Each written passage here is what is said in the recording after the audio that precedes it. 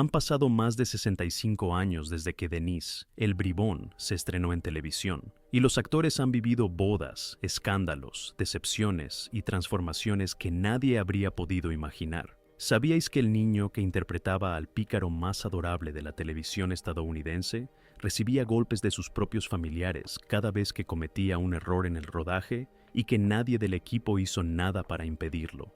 ¿Sabíais que uno de los actores más importantes del programa murió en pleno rodaje, derrumbándose apenas unos días después de su cumpleaños sin el menor aviso, y que en su último episodio su personaje había redactado curiosamente un testamento dejando sus pertenencias al niño de la casa de al lado?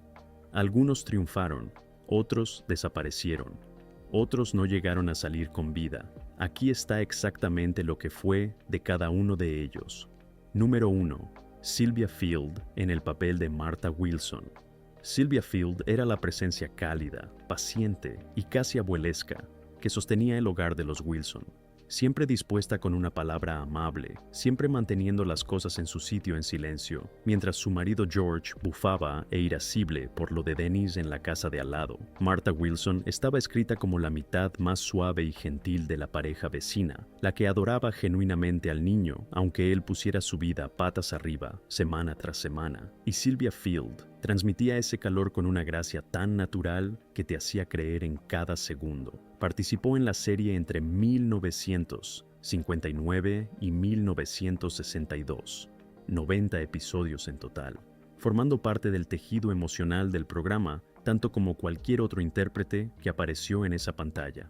Sylvia Field nació como Harriet Louisa Johnson el 14 de febrero de 1901 en Allston, Massachusetts, en un mundo que no tenía nada que ver con el paraíso suburbano que habitaría décadas después en televisión. Empezó a trabajar profesionalmente a los 17 años, debutando en Broadway en 1918, y a lo largo de las décadas siguientes construyó una carrera de enorme alcance. Participó en más de 40 producciones de Broadway, trabajó extensamente en el cine de los primeros tiempos, y se convirtió en un rostro familiar en la radio y en los albores de la televisión.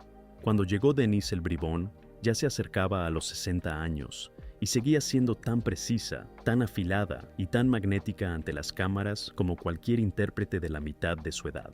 Lo que hacía tan especial su fichaje era la química que creó con Joseph Kearns, que daba vida a su gruñón marido, George Wilson. Juntos formaban una de las parejas más discretamente eficaces de la televisión de aquella época. Dos personas que parecían genuinamente reales y con historia, como si llevaran 30 años de vecinos en esa casa antes de que llegaran las cámaras. Tenía 58 años cuando apareció por primera vez como Martha Wilson, una figura de abuela en espíritu, aunque sin duda una actriz consumada con décadas de experiencia a sus espaldas. Cuando Joseph Kearns murió repentinamente en febrero de 1962, los productores tomaron una decisión difícil pero comprensible. Tanto George como Martha Wilson serían eliminados juntos de la serie. Sylvia Field fue despedida al final de esa temporada. El programa nunca recuperó del todo aquel calor esencial después de que los dos desaparecieran. Sylvia Field siguió trabajando a lo largo de los años 60 y 70, apareciendo en papeles secundarios en series como Petticoat Junction, Hazel, Father Knows Best y Perry Mason. Su tercer y último matrimonio fue con el también actor Ernest Truex, a quien conocía desde sus tiempos en Broadway. Permanecieron como compañeros devotos durante más de 30 años, hasta la muerte de él, en 1973. Ella le sobrevivió un cuarto de siglo, retirándose a una vida tranquila en Fallbrook, California. Nunca volvió a buscar los focos. Tenía décadas de recuerdos, una vida bien vivida y nada que demostrar. Sylvia Field falleció el 31 de julio de 1998 en una residencia de mayores en Fallbrook, California. Tenía 97 años. Había nacido en una época anterior a la radio y vivió lo suficiente para ver internet. Y a lo largo de todo ello, fue una profesional consumada, una dama y una de las actrices secundarias más infravaloradas de la historia de la televisión. Hay algo de silenciosamente magnífico en eso. Número 2. Sarah Seager en el papel de Eloise Wilson. Cuando Joseph Kearns murió y Sylvia Field fue eliminada de la serie junto a él, el programa se enfrentó a una crisis real. El hogar de los Wilson, ese motor esencial de la comedia suburbana, tenía que reconstruirse desde cero. Gale Gordon llegó como John Wilson, el hermano del George original, y la mujer que apareció a su lado como su esposa, Eloise, fue Sarah Segar. Participó en 36 episodios de la última temporada de la serie, en 1962 y 1963, heredando un papel cargado de enormes expectativas y haciéndolo con un calor y una profesionalidad que sostuvieron el programa durante su transición más complicada. Tenía 48 años cuando apareció por primera vez como Eloise Wilson, una recién llegada a un hogar que el público ya echaba profundamente de menos. Sarah Segar nació como Sarah Wall Segar el 1 de julio de 1914 en Greentown, Indiana, la menor de 5 hermanas. Desde pequeña sintió la llamada del escenario y construyó una carrera muy variada entre Broadway, el teatro londinense, la radio, el cine y la televisión, el tipo de currículum versátil que definía a la actriz trabajadora de su generación más que a la celebridad.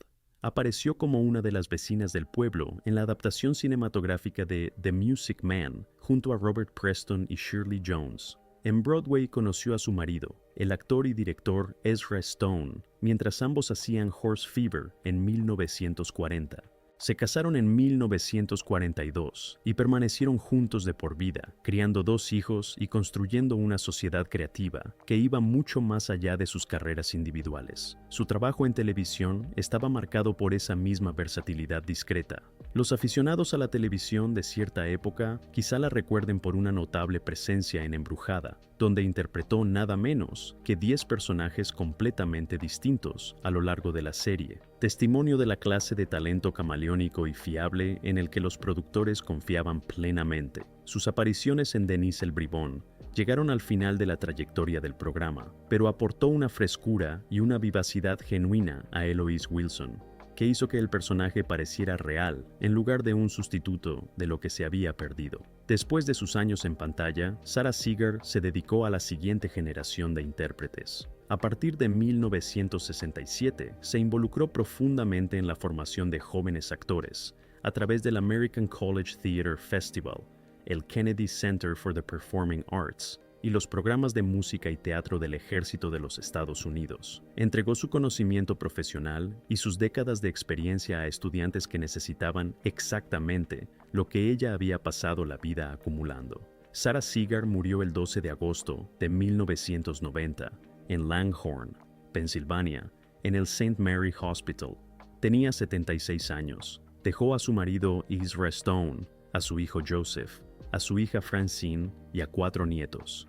Permanece en la memoria por el calor que aportó a un programa que lo necesitaba mucho, y por los jóvenes intérpretes a quienes dedicó sus últimas décadas ayudando a encontrar su sitio en el escenario y en la pantalla. Hay actores que son recordados por sus grandes papeles. Otros son recordados por lo que dieron cuando nadie prestaba demasiada atención. Sarah Segar pertenece a esa segunda categoría, quizá la más importante. Es un legado construido sobre generosidad, y eso no es poca cosa. Número 3. Gale Gordon, en el papel de John Wilson. Gale Gordon llegó a Denise el Bribón en las circunstancias más difíciles posibles, incorporándose a la serie en su tercera temporada para sustituir al insustituible Joseph Cairns tras su repentina y conmocionante muerte. Interpretó a John Wilson, el hermano del Wilson original, que se mudó al vecindario y se encontró de inmediato en la misma situación que había ocupado su difunto hermano, un hombre llevado progresivamente al límite de su paciencia por un niño rubio y alborotador, con una capacidad ilimitada para el caos. Gordon tenía 56 años cuando apareció por primera vez en el papel en 1962, y traía consigo toda una carrera de instinto cómico perfectamente afinado.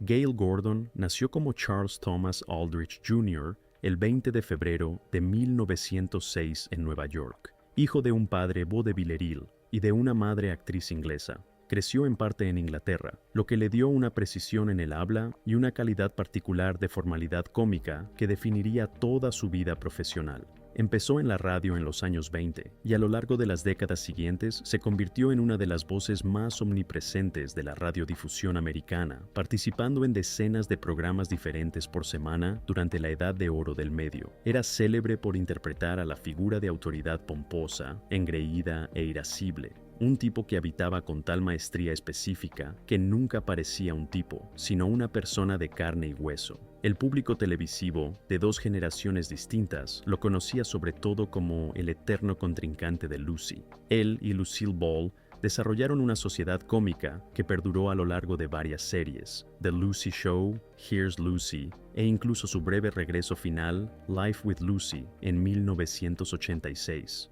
Pero fue en Denise el Bribón donde una generación anterior lo descubrió, y allí interpretó a John Wilson con la misma indignación precisamente controlada que lo hacía tan consistentemente gracioso en cualquier otro lugar. Lejos de las cámaras, su vida era más rica de lo que la mayoría imaginaba.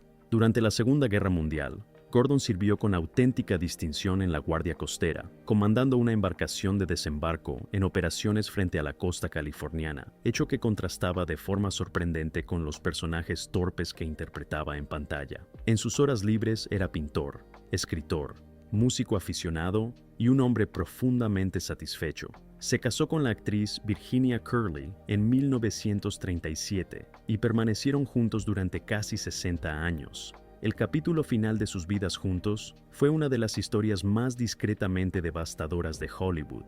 Tanto Gale Gordon como Virginia acabaron sus días en la misma residencia, el Redwood Terrace Health Center en Escondido, California. Virginia murió primero, en mayo de 1995, tras una larga enfermedad. Un mes después, el 30 de junio de 1995, Gale Gordon murió de cáncer de pulmón en esa misma institución. Tenía 89 años, no tuvieron hijos, solo se tenían el uno al otro durante casi 60 años, y luego los dos se fueron con semanas de diferencia. 4 años después de su muerte, Gordon fue incluido póstumamente en el Radio Hall of Fame y recibió una estrella en el Paseo de la Fama de Hollywood. Una vida construida enteramente sobre la risa, terminando en silencio, uno al lado del otro. Eso es una historia de amor, tanto como cualquier otra cosa. Número 4. Billy Booth en el papel de Tommy Anderson. Si Dennis Mitchell era la travesura y el caos, Tommy Anderson era el fiel escudero, el cómplice leal, el mejor amigo que se subía al carro mientras Denise los llevaba de cabeza a los líos, y de algún modo conseguía parecer más confundido que culpable.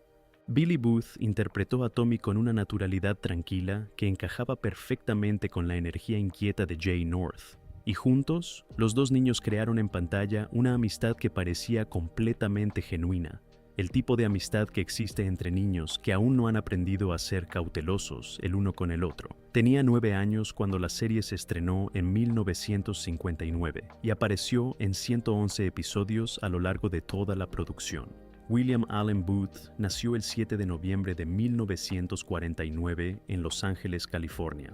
Creció en el tranquilo barrio residencial de La Crescenta y llegó a la interpretación como muchos niños actores de esa época, casi por accidente, gracias a una combinación de facilidad natural ante las cámaras, un poco de suerte y el particular mecanismo de la industria hollywoodiense, siempre en busca de nuevos rostros jóvenes. Su trabajo en televisión fue mucho más allá de Dennis el Bribón e incluyó apariciones en La Dimensión Desconocida, The Andy Griffith Show, The Donna Reed Show, My Three Sons y The Many Loves of Dobie Gillies. Pero Tommy Anderson fue siempre el papel más asociado a su nombre. Y entonces Billy Booth hizo algo que casi ningún niño actor de su generación eligió hacer. Sencillamente se marchó. Dejó la pantalla antes incluso de llegar al bachillerato y se dedicó por completo a los estudios, con una concentración y una disciplina que la mayoría de las personas con el doble de su edad habría tenido dificultades para igualar.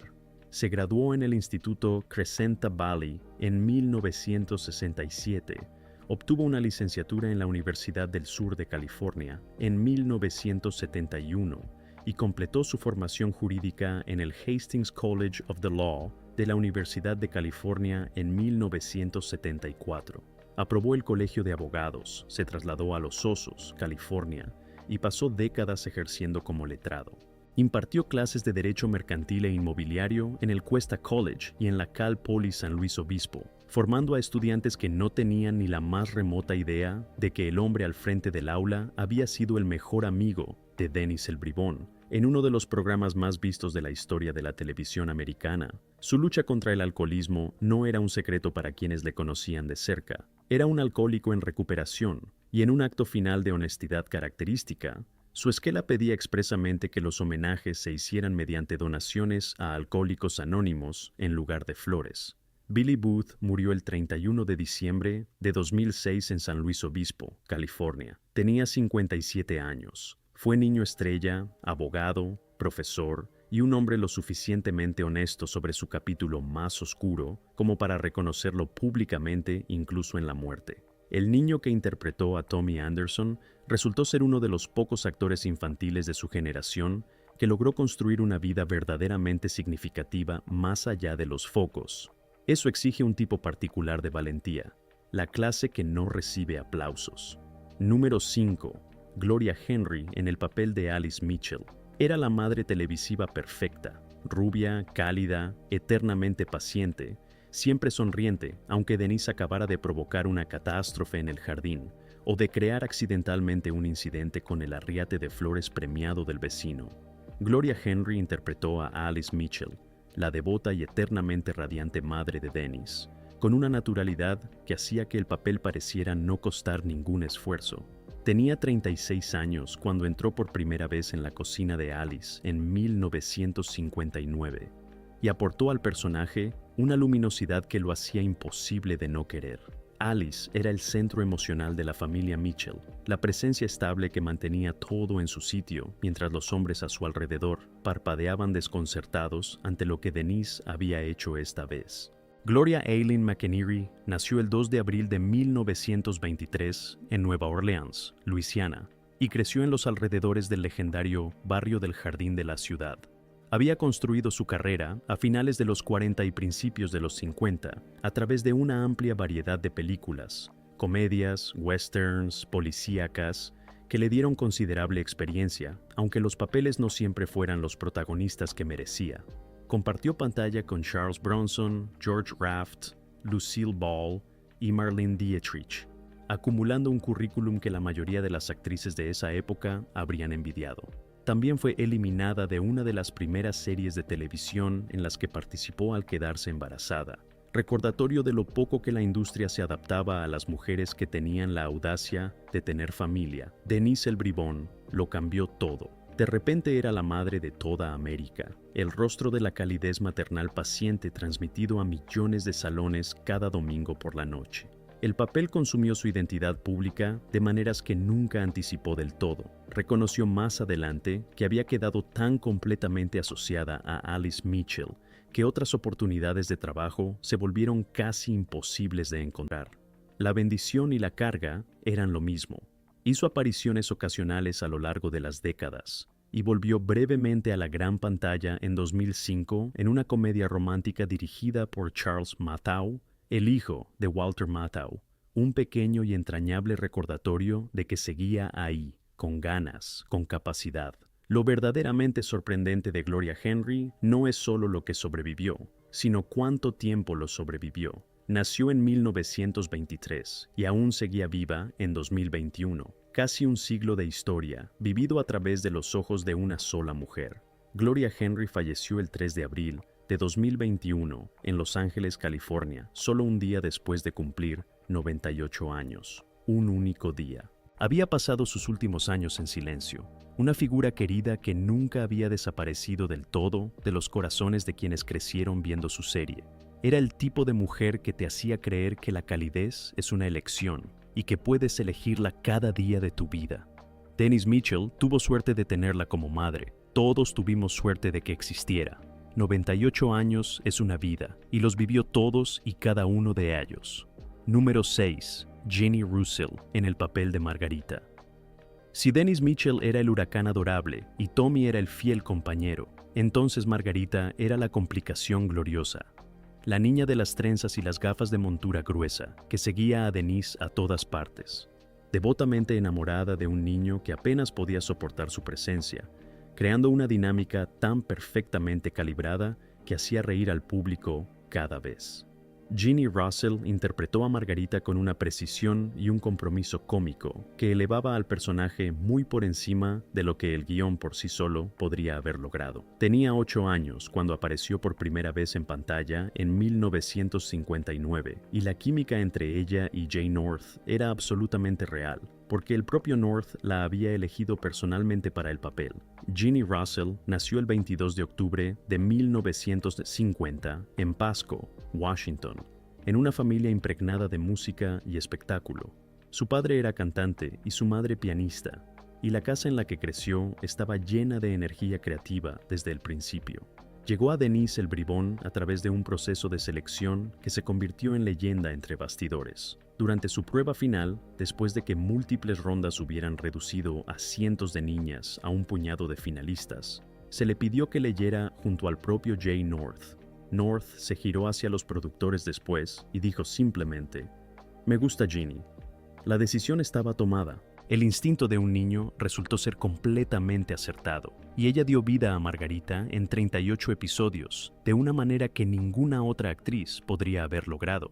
Durante sus años en el programa, también hizo una aparición sin acreditar en Los pájaros de Alfred Hitchcock en 1963, interpretando a una escolar atrapada en la icónica y terrorífica secuencia de ataque de la película, y estuvo allí, en medio de todo, con 12 años, rodeada de pájaros amaestrados en uno de los rodajes más estrictamente controlados de la historia del cine. También prestó su voz en Babes in Toyland, la producción de Disney de 1961. Pero después de que terminara la serie, el mundo del entretenimiento y Jeannie Russell se separaron tranquilamente. Había visto suficiente de la maquinaria de Hollywood por dentro y había experimentado de primera mano el desgaste físico de una infancia en el mundo del espectáculo. Canalizó esa experiencia hacia algo inesperado y profundamente práctico. Se convirtió en quiropráctica, atraída hacia la profesión, en parte por las lesiones que había sufrido durante años de entrenamiento de danza en la infancia.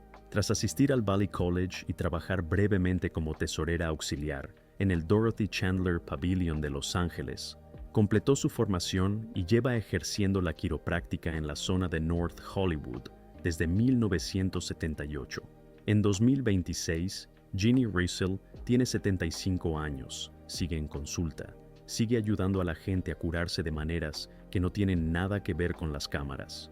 Hizo un cameo en la película Dennis el Bribón de 1993. Apareció en un cortometraje documental en 2024 sobre sus experiencias trabajando con Hitchcock y fue una de las amigas más cercanas de Jay North hasta su muerte en abril de 2025. Fue ella quien hizo la primera llamada para anunciar su fallecimiento. Hay amistades que nacen en un plató de televisión hace más de 60 años y duran toda la vida. Esta fue una de ellas. Número 7. Herbert Anderson en el papel de Henry Mitchell. Henry Mitchell era el padre televisivo americano por antonomasia de los primeros años 60. Con gafas, de carácter tranquilo, perpetuamente asombrado por lo que su hijo había ido a meterse esta vez, pero sin vacilar jamás en su cariño ni en su paciencia. Herbert Anderson lo interpretó con un humor contenido y un calor humano genuino que elevaba cada escena en la que aparecía. Tenía 42 años cuando la serie se estrenó en 1959 y aportó al papel una profundidad de experiencia teatral y cinematográfica que la mayoría de sus compañeros de reparto más jóvenes no podría haber imaginado. Era el centro tranquilo de la familia Mitchell, la calma en la tormenta interminable de Dennis, el hombre que siempre encontraba la manera de gestionar los desperfectos sin perder nunca su decencia fundamental. Herbert Anderson nació el 30 de marzo de 1917 en Oakland, California. Su padre era un hombre de relevancia cívica que ejerció como tesorero del ayuntamiento de Oakland durante los años 20, y Anderson creció con un fuerte sentido de la educación, la responsabilidad y el propósito. Asistió al Instituto Oakland y más tarde a la Universidad de California en Berkeley, antes de orientar su atención hacia el escenario y la pantalla. Firmó contrato con Warner Brothers en 1940 y empezó a construir cuidadosamente una carrera que le llevaría por el cine, Broadway, la radio y finalmente el medio televisivo que definiría su legado público. Su trabajo cinematográfico fue variado y genuinamente notable. Apareció en Navy Blues en 1941 junto a Martha Raye y Ann Sheridan, seguido de The Male Animal, en la que compartió escenas con Henry Fonda y Olivia de Havilland, y el aclamado film bélico de 1949 Battleground. En Broadway participó en El Consejo de Guerra del Kane, de Herman Wouk, producción protagonizada por Henry Fonda y Lloyd Nolan, que estuvo 415 funciones en el Plymouth Theatre de Nueva York. Notablemente, Anderson fue el único actor que apareció tanto en la producción de Broadway como en la posterior versión cinematográfica de esa historia, dato que habla del tipo de respeto profesional que se había ganado en el sector. Y entonces, llegó Denis el Bribón y se convirtió en Henry Mitchell para el resto de su vida.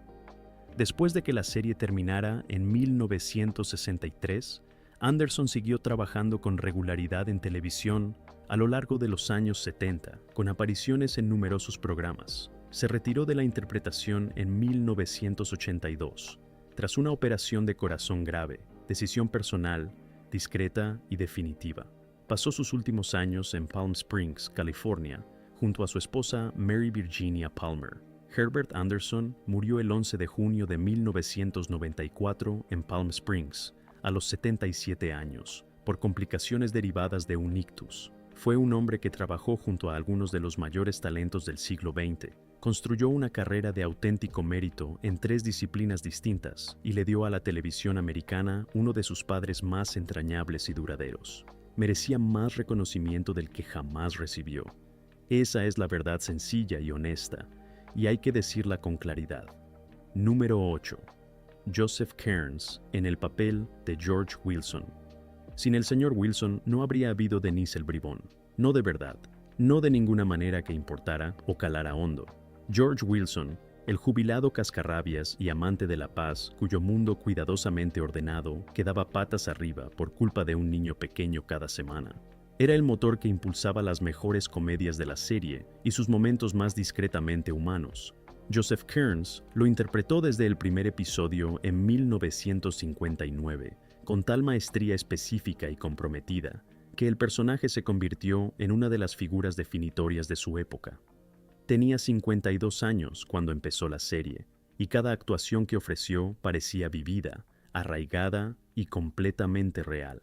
Hacía que el sufrimiento del señor Wilson pareciese absolutamente genuino, que era quizás el mayor regalo cómico que podía ofrecer. Joseph Sherrard Kearns nació el 12 de febrero de 1907 en Salt Lake City, Utah, en una familia de pioneros. Su madre era pianista de concierto, y de ella heredó una profunda pasión por la música. Él mismo se convirtió en organista de tubos profesional, y más tarde construyó su casa particular en torno a un órgano de tubos completo. Ese es el tipo de detalle que te dice todo sobre quién es realmente una persona. Comenzó a actuar en 1916, siendo un niño en una compañía de variedades itinerante, y después de estudiar en la Universidad de Utah, se incorporó a la plantilla de una emisora de radio en 1930. Se trasladó a Los Ángeles en 1936, y a lo largo de las décadas siguientes se convirtió en una de las voces más reconocibles de la radiodifusión americana, participando en programas como The Adventures of Sam Spade, The Jack Benny Show y My Little Margie. También interpretó al villano Profesor Moriarty en famosas adaptaciones radiofónicas junto a Basil Rathbone en el papel de Sherlock Holmes. El público cinematográfico quizá lo recuerde mejor por un papel que no podría ser más diferente al señor Wilson. Fue la voz del caprichoso Pomo, de Puerta en Alicia, en el País de las Maravillas de Walt Disney, en 1951. También apareció en Anatomía de un asesinato en 1959 y había hecho notables apariciones en Perry Mason y Leave It to Beaver antes de que Denis el Bribón le trajera el reconocimiento que sus décadas de trabajo merecían. La química particular que creó con el joven Jay North, el gruñón mayor y el niño irreprimible, 2 personas que se sacaban de quicio mutuamente mientras, en el fondo, se importaban, era algo que no podía haberse fabricado ni planificado. Sencillamente existía entre ellos, eléctrica y completamente genuina. Y entonces la historia tomó el giro más devastador imaginable. El 89º episodio de toda la serie, emitido en la 3ª temporada, se titulaba Where There's a Will. En él, el señor Wilson hacía testamento y le decía a Denise que el niño heredaría su reloj de oro cuando muriera. En la noche del 11 de febrero de 1962, un día antes del 55 cumpleaños de Kearns, sufrió una hemorragia cerebral en su casa. Fue trasladado de urgencia al hospital, pero nunca recuperó la conciencia. Murió El 17 de febrero de 1962, 5 días después de su cumpleaños, en Los Ángeles, California, mientras la serie seguía en plena producción. El paralelismo entre ese último episodio emitido y la realidad que vino después es una de las coincidencias más inquietantemente precisas de la historia de la televisión americana. Gloria Henry dijo de él más adelante: «Queríamos mucho a Joe. Debajo del viejo gruñón había un hombre dulce y bondadoso. Fue enterrado en el Forest Lawn Memorial Park en las colinas de Hollywood. George Wilson fue eliminado de la serie con una breve explicación de que los Wilson simplemente se habían mudado, pero todo el mundo sabía el verdadero motivo: se había ido y era insustituible». Número 9. Jay North en el papel de Dennis Mitchell. Estaba en todas partes a la vez, y entonces las cámaras se detuvieron y el mundo que había conocido se disolvió a su alrededor. Jay North tenía 8 años cuando fue elegido personalmente por el creador de Dennis el Bribón, Hank Ketcham, de entre más de 500 niños que hicieron la prueba para el papel de Dennis Mitchell. El rubio y travieso torbellino, con peto vaquero y tirachinas, cuyas aventuras semanales con el gruñón vecino captaron la imaginación de toda una generación de familias americanas. Desde el momento en que apareció en pantalla en octubre de 1959, era uno de los niños más famosos de los Estados Unidos. Jay Waverly North Jr. nació el 3 de agosto de 1951 en Los Ángeles, California. Ya había aparecido en pequeños papeles televisivos antes de ser contratado para Dennis el Bribón, en series como Wanted, Dead or Alive y 77 Sunset Strip, pero nada lo había preparado a él, ni a nadie en su vida, para lo que significaría ser el protagonista de una serie de éxito en una cadena nacional a los 8 años. En la segunda temporada ganaba $2,500 por episodio. En la tercera temporada, el programa se situaba cómodamente entre los 20 más vistos del país. Cuando la serie concluyó en 1963, había aparecido en los 146 episodios y se había convertido, en el sentido más pleno de la expresión, en un nombre conocido en todos los hogares del país. Pero detrás de esa famosa sonrisa, algo estaba profundamente mal. La madre de North trabajaba a jornada completa y no podía estar presente en el rodaje. Su hermana Marie y el marido de esta, Hal Hopper, actuaban como tutores de Jay en el plató, y lo que le hicieron fue maltrato físico y emocional. North habló de ello públicamente años después, con una serenidad que hacía la verdad aún más difícil de escuchar. Su tía, decía, era una perfeccionista implacable que le pegaba en la cara y lo castigaba físicamente cada vez que cometía un error o necesitaba más de 1 o 2 tomas. También lo aislaba del resto del reparto. No tenía permitido comer con los demás actores ni relacionarse con los otros niños. Se quedaba solo en su camerino mientras el equipo se reunía. El niño que interpretaba al niño más libre de la televisión americana vivía algo más parecido a un cautiverio silencioso, y ningún adulto de aquella producción intervino jamás. Después de que la serie fuera cancelada, en 1963, North encontró la transición a una carrera post-Dennis casi imposible. Hollywood lo había encasillado, y ninguna otra versión de él parecía encajar en ningún sitio. Apareció en la película familiar Zebra in the Kitchen en 1965 y en La Aventura Maya en 1966, que generó una breve serie derivada.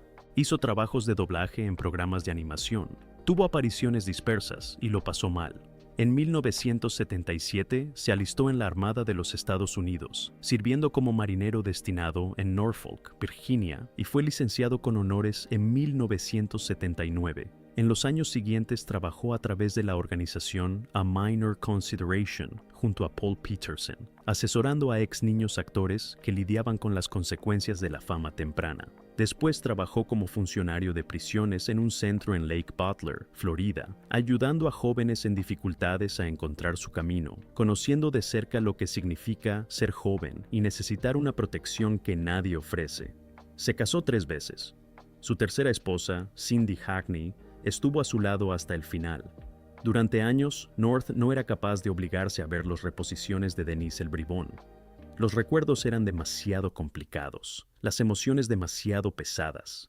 Había dicho una vez que interpretar a Dennis Mitchell era a la vez su tesoro y su tormento, y esa frase contiene más verdad honesta de la que la mayoría de las personas se ve obligada a afrontar. Jay North murió el 6 de abril de 2025 en su casa de Lake Butler, Florida, tras una larga batalla contra el cáncer colorectal.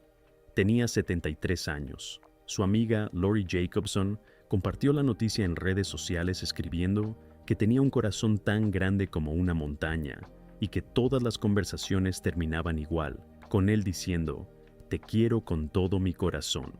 Fue un hombre que sobrevivió a una infancia que habría destruido a la mayoría, que se reconstruyó sin hacer ruido y que pasó sus últimos años dando a otros lo que ellos necesitaban y que él mismo había necesitado tan desesperadamente.